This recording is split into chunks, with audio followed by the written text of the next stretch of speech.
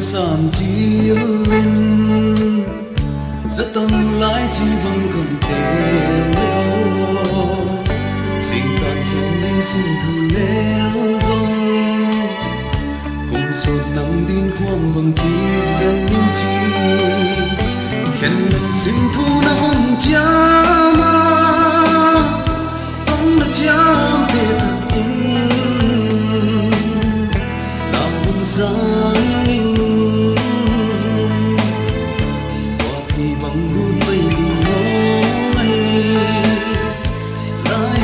trong thiên địa xin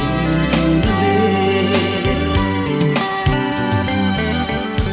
đi kia làm lại bay bằng bóng ma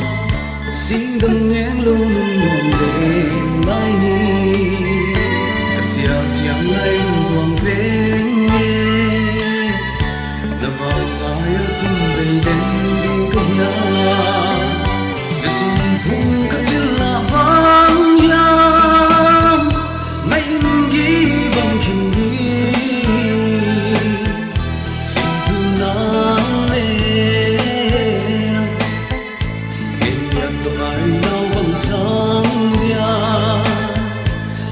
sân kia xiên mong lại tận kia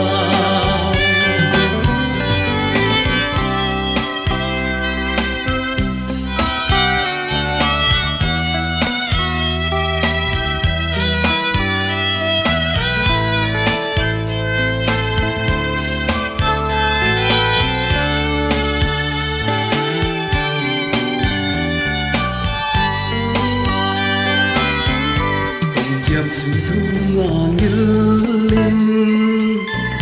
hung lung nắng xuân băng nở rạng rung nắng ngày lung lên các bằng thi lâu xin ta đâu ai nên từ du bằng không dung ang lời bay băng mà chẳng xa sẽ luôn khoan bằng hiểu tha bầu niềm vây